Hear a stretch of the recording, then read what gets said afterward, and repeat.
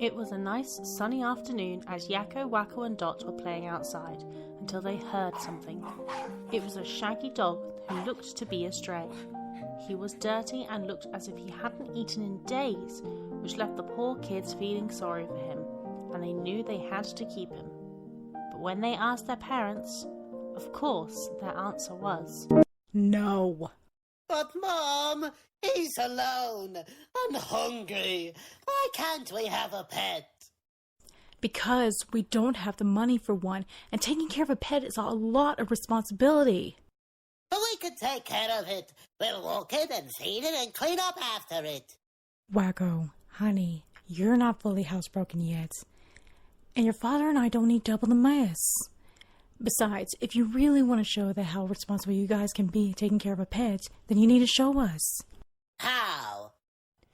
Kate then went outside for a moment and came back with a rock and gave it to her son.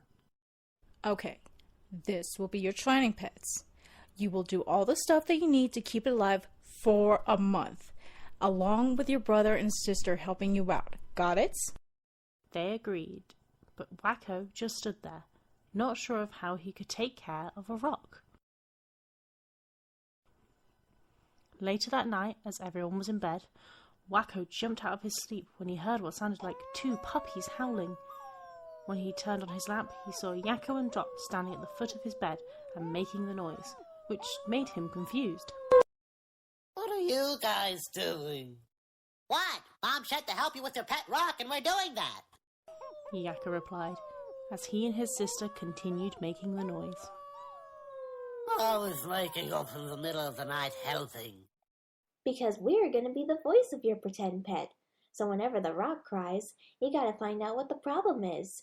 If you don't, we'll tell on you because we want a pet just as much as you do. Dot said, as she went back to making howling noises. Wakko rolled his eyes but had no choice but to go along with this.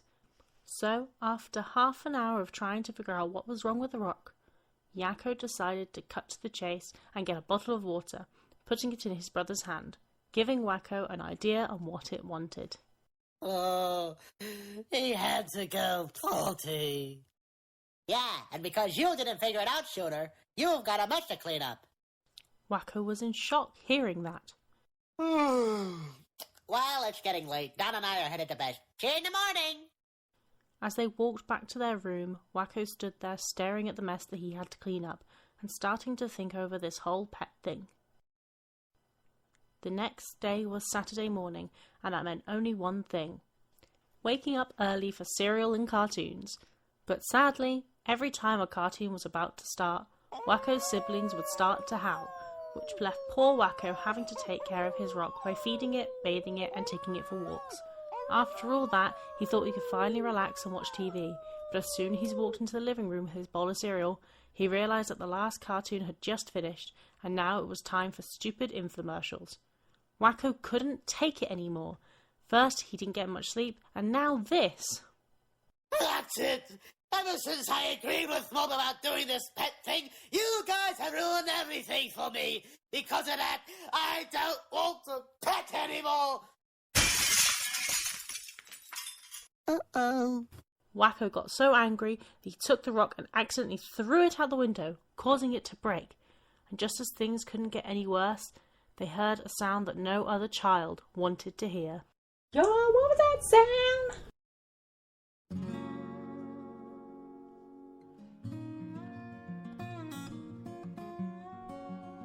As Bobby fixed the window, Kate sat the kids down for a talk.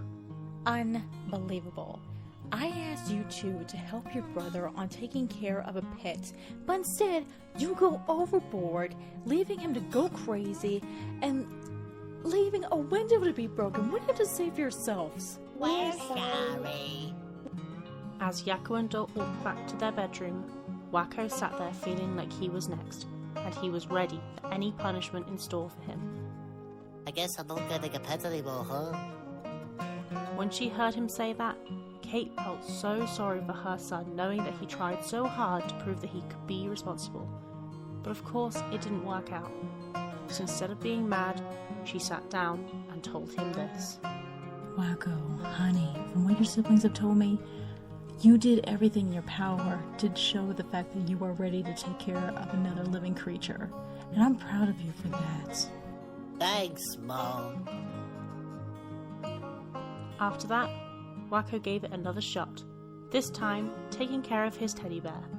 Yakko and Dot were punished for the broken window by taking their allowance away. As the week flew by, Wakko truly showed that he could take care of a pet, but not just for a dog. For now, it was a little goldfish named Goldie that he loved just the same.